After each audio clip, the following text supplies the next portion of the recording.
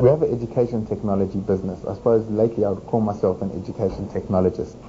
And what we do primarily is we take educational content, school material and university material, and we try to deliver it through different mediums.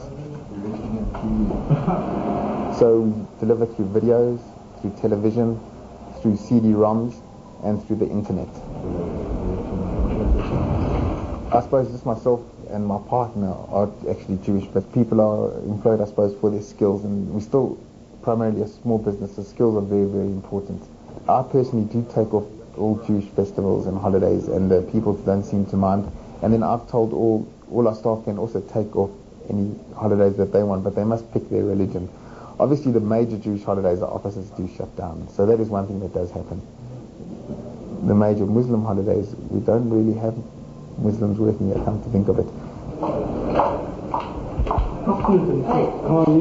I'm the managing director of Mandla Network, and what Mandla Net actually does is provide internet services for companies in South Africa and worldwide. One of the projects initially that Mandla Net had undertaken is to bring all the Muslim communities in Africa basically onto one site.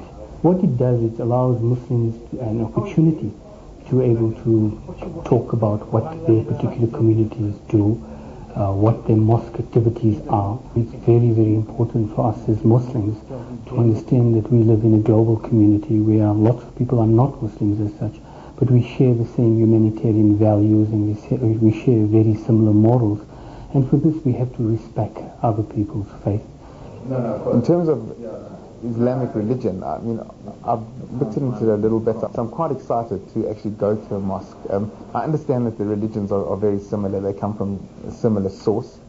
On sometimes I often think, and maybe this is from the media, that it's a very fundamental religion, but I suppose a lot of the Muslims would feel that I'm a fundamentalist too, so it would be nice to see it and have the opportunity to go in as not just the onlooker, to be involved. As a Muslim, you have this in the back of your mind that you do, like you have conservative Muslims as well. You have the Orthodox Jew, and the way that they practice is very similar as well. This story starts on Thursday at sunset, the start of the Muslim holy day of Juma.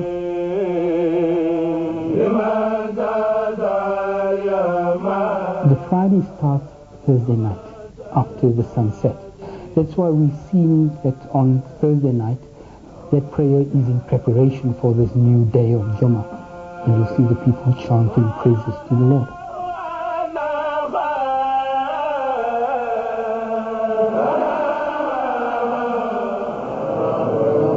Basif met Rael and experienced his first Jewish prayer meeting at a synagogue.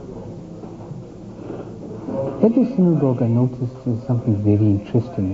And the interesting thing was the way the prayer was actually read. And the prayer was read in Hebrew, and yet it sounds so similar to the Arabic language as such.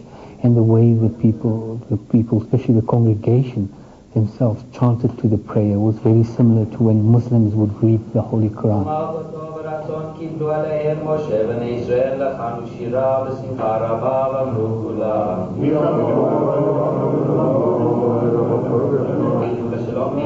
You could pick up a lot of things in the text that appears in the Holy Quran as well, especially the glorifying of one Lord.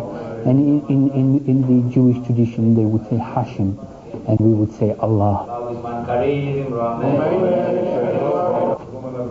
The whole concept of prayer, if you look in the two religions, are very, very similar as well. Is you're glorifying your Lord and you're giving hamd, that's praise to your Lord.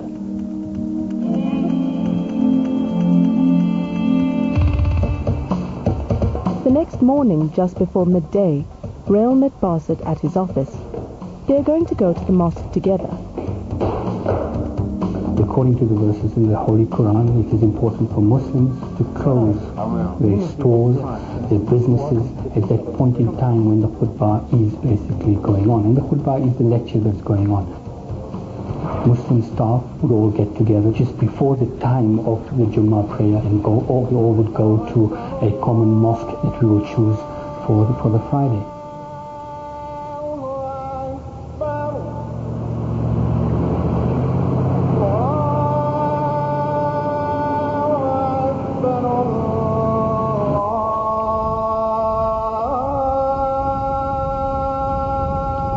The Friday, the day is called Jumu'ah in Arabic, and basically the important part of the day consists in the prayer just after midday.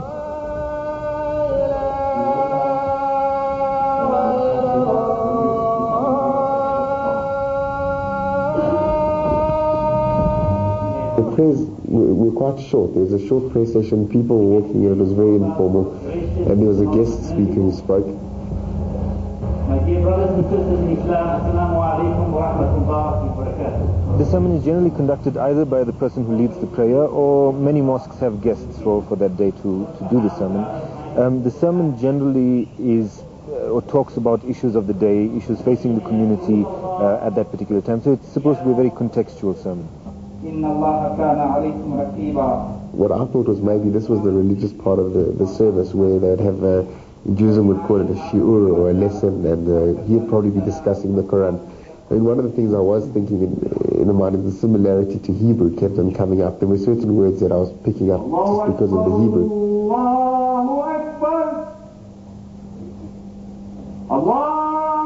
As I was standing up there, not really knowing what was going on, the next thing everyone was down, and I was just standing up. In Judaism, one doesn't traditionally prostrate oneself before. We don't really bow down, and you can bow down to God. There's not a problem. In Judaism, you don't bow down.